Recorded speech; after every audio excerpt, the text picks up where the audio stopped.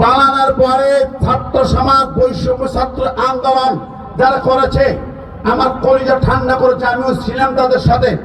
5 তারিখ গণভবনে ওই সময় ছিলাম। আমিও আন্দোলনের সাথে সাথে ভিতরে গেছি। আমার মাথাটা চিন্তা ছিল যে তসবি আসে যায় নামাজটা খুঁজি বেড়াই, আদত পড়তো, তসবি টিপতো, সে কই দেখি ভাইরা। আবার কত বড় নাটক অভিনেতা ছিল। নাটক আর অভিনয় কল্পনাই করা যাবে না, ঠিক না ঠিক? দেখেন আবু সাইদকে মারলো, খুন করলো, আবার আবু সাইদের বউ ফ্যামিলিকে ডেকে এনে বুকে জয় কাঁদছে। ও কি করে পারলো? কি অভিনয় রে, কি কথা বলেন? এ তাহাজ্জুদ গুজারি না, রাতে বসে বসে সন্ধি ফন্দি আটতো, জানেন কি প্ল্যান করতো? ওই যে 32 নম্বর বাড়ি দেখছেন না, কি পাওয়া গেছে? সাংবাদিক গিয়েছে, উপদেষ্টা গিয়েছে, নিচে কি পাইছে? কথা কয় না কেন ভাই? 32 নম্বর বাড়ি নিচে পাওয়া গেছে কি আয়না ঘর। 32 নম্বর বাড়ি ভাঙ্গা হয়েছে বুলডোজারতে, একটু কষ্ট পাইছে আপনার নাকি ভাই? বাড়িটা ভাঙলো, কত বড় ক্ষতি করলো রে। একটা লোকের বাড়ি ভাঙবে কেন? ওরে লোকের বাড়ি, কার বাড়ি ওটা? কার বাড়ি? বাড়ি কার? প্রশ্ন। তোর বাপ দাদার ঠিকানা কোথায় বের কর। ওই সম্পদ কার? তোর বাপের সম্পদ নয়। তোর বাপের বাপ দাদার পরিচয় নিয়ে এত কোন জায়গায়? কলকাতায় খুঁজে বের কর, দেবদাসের পরিচয় বের কর। কথা বলেন, বলেন। যাও, চলে যাও। পরিচয়, দাদার পরিচয় খুঁজে পাইবা না, পরিচয় খুঁজে পাইবা না। কোথায় পেয়ে 32 নম্বর বাড়ি? এইটা সরকারি সম্পত্তি ছিল, 1961 সালে দখল করে নিজের নামে দখল করে নাম লেখায় নেয়। সুতরাং সম্পদ দেশের সম্পদ, ওই জায়গা দেশের জায়গা। বাড়িঘর তো যা বাড়াইছো লুটপাট করে, শয়তানি করে। জাদুঘর বানাইছো না, জাদুঘর নিচে বানাইছো আয়না ঘর। কিসের জাদুঘর? এই পুরা টাইম 16 বছর ধরে ওখানে সিআরআই অফিস ছিল। সিআরআই, আমি তথ্যগুলো বলে দেই, শুনে খোঁজ দিয়ে দেখেন। সিআরআই কারা ছিল জানেন?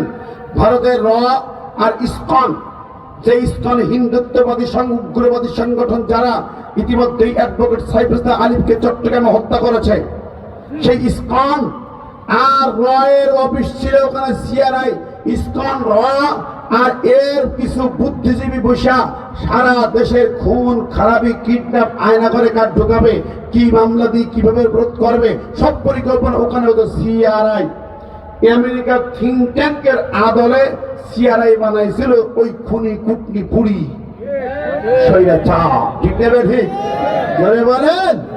সুতরাং স্বৈরাচারের আস্তানা, জুলুমের আস্তানা, টর্চারিং সেলের আস্তানা, আয়নাঘরের আস্তানা বানিয়ে এই দেশের মানুষকে জুলুম করেছ, অত্যাচার করেছ, শয়তানি করেছ, কোন হত্যা রাজারি ওই জায়গা থেকে করেছ। সুতরাং ওই খুনের জায়গা, আবু জাহেলের জায়গা, ফিরাউনের প্রাসাদ ভেঙে গুড়িয়ে দিয়েছে। এটাই সঠিক কাজ করেছে, ঠিক না বেটে?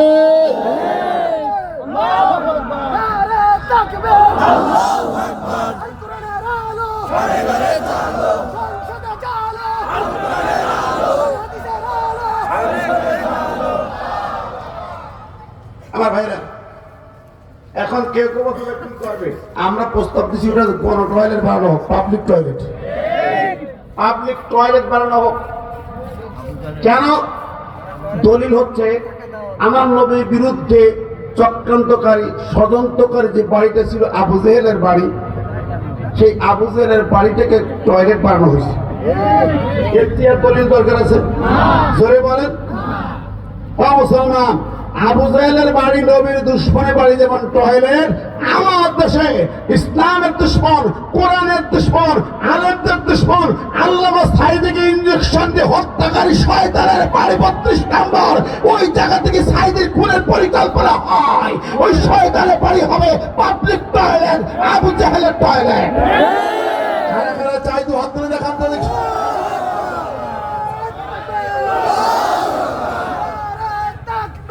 আল্লাহু আকবার। আল কোরআনের আলো ঘরে ঘরে জ্বালো, সংসদে জ্বালো,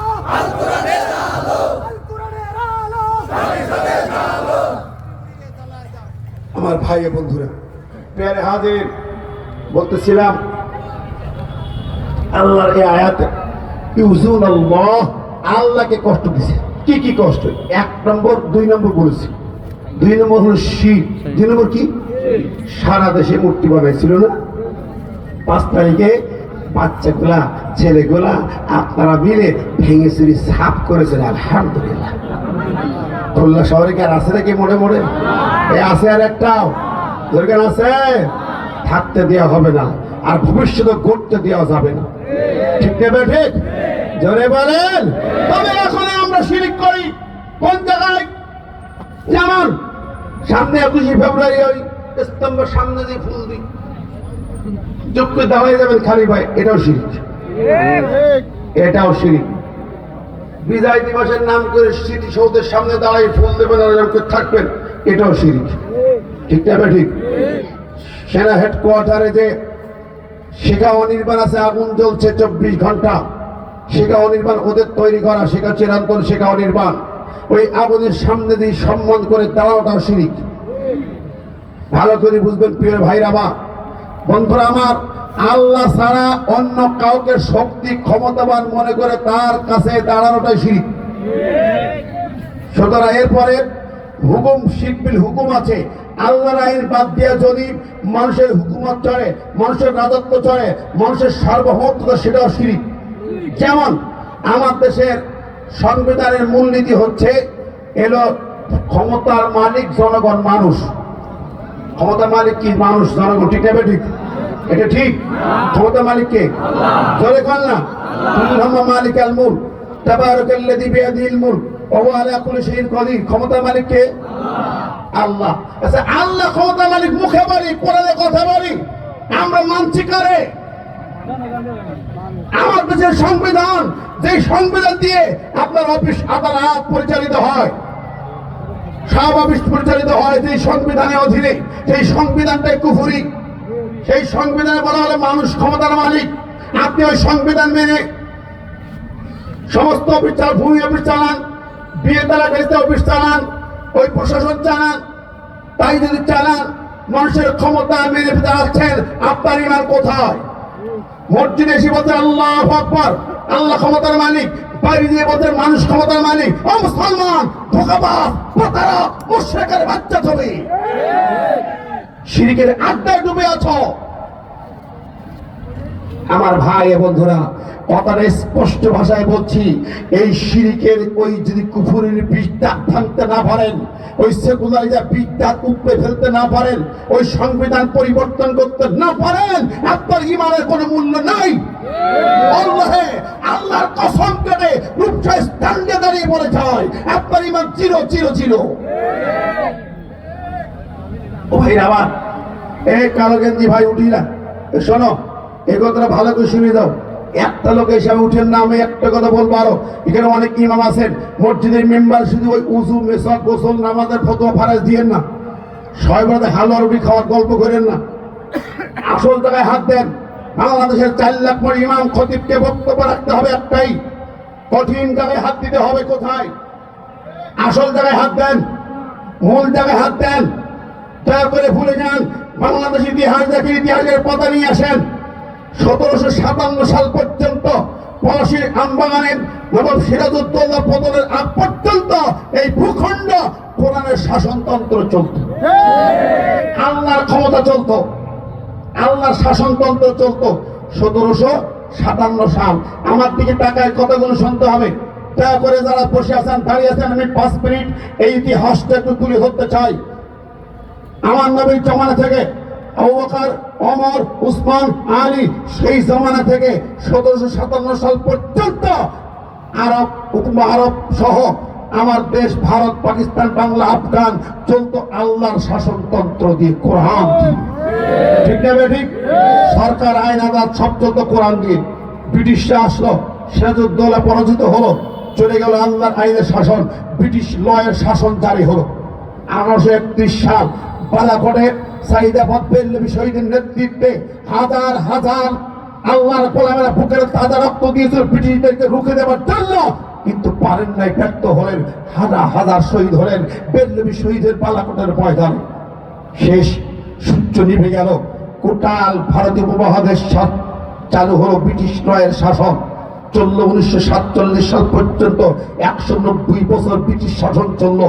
তারপর দেশ ভাগ হলো, পাকিস্তান আর হিন্দুস্তান হলো। বাংলার মুসলমানরা পাকিস্তানে যুক্ত হলেন, কোরআন সুন্নাহ দিয়ে পাকিস্তান চলবে এই আশ্বাস নিয়ে পাকিস্তানের শাসকেরা গাদ্দারি করলো। তারা কোরআন সুন্নাহ আইন জারি না করে আমেরিকার গোলামি করতে লাগলো, ব্রিটিশের গোলামি করতে লাগলো।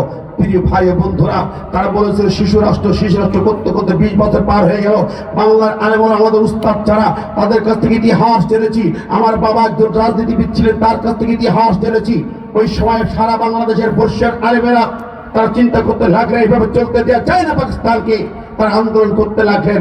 সেই সময় কথিত বঙ্গবন্ধু চোরের রাজা যিনি ছিলেন, খুনের রাজা যিনি ছিলেন, উনি কম খুনি ছিলেন না, মেয়ে বাপটা বেটি। বাবা সংসদে স্পিকার সাহেদারকে 73 হত্যা করেছিল সেই বাবা। ভাই আমার, উনি শুরু করলেন, ওনার সাথে আলেমদের সাথে বৈঠক হলো, সত্য নির্বাচন সামনে রেখে ইশতিহার তৈরি হলো। আলেমদের সাথে মিটিং এ উনি ওয়াদা করলেন। আলেমরা বললেন পাকিস্তান করতে হবে কোরআন সুন্নাহ দিয়া, কোরআন সুন্নাহ বিরোধী কোনো আইন চলবে না। একটি এগ্রিমেন্ট করতে পারলে আমরা আপনাকে ভোট দেব। বন্ধুরা আমার, উনি সেই এগ্রিমেন্ট করলেন, লিখিত এগ্রিমেন্ট করলেন। ইশতিহার হলো কোরআন সুন্নাহ বিরোধী কোনো আইন পাস হবে না। সত্য নির্বাচনে গণজোয়ার বাংলাদেশে ভোট পেলেন পাইকারি হারে।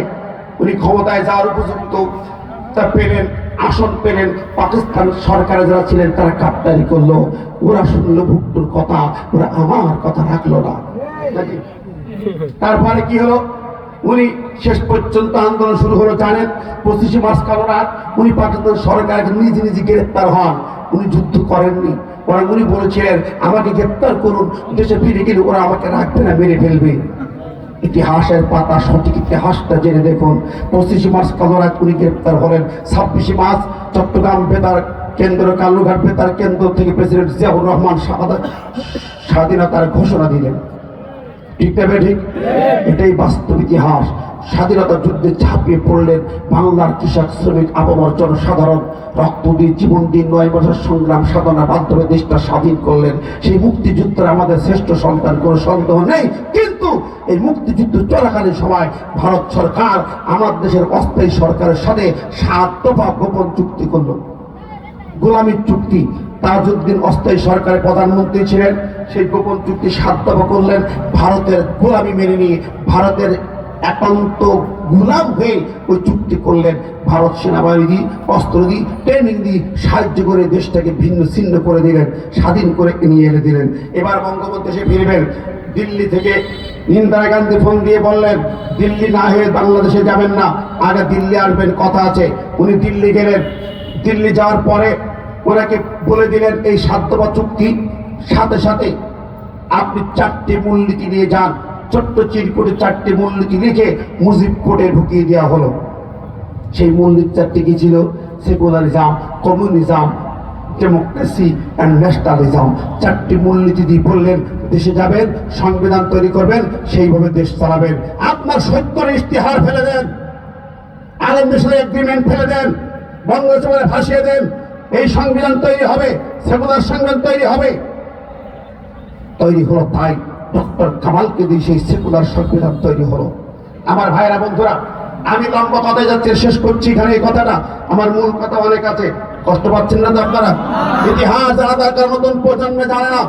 এরপরে যে ক্ষমতায় ছিল বঙ্গবন্ধু, দেশের পরিবেশ কিছু আপনারা জানেন, সব কেটে ছেড়ে একদলীয় শাসন বাকশাল কায়েম হলো, সব দল বন্ধ হলো, সব পত্রিকা বন্ধ হলো, একক ক্ষমতায় নিয়ে চলে গেল। 75 সালে বিনাশ হয়ে গেল। তারপরে জিয়াউর রহমান ক্ষমতায় বসার পরে সংবিধানে বিসমিল্লাহ সংযোজন করেছিলেন। বিসমিল্লাহির রহমানির রহিম এলো। বিসমিল্লাহ শুধুমাত্র আইন এলো না, শাসনতন্ত্র এলো না। কিছুদিন পরেই তিনি শেষ হয়ে গেলেন।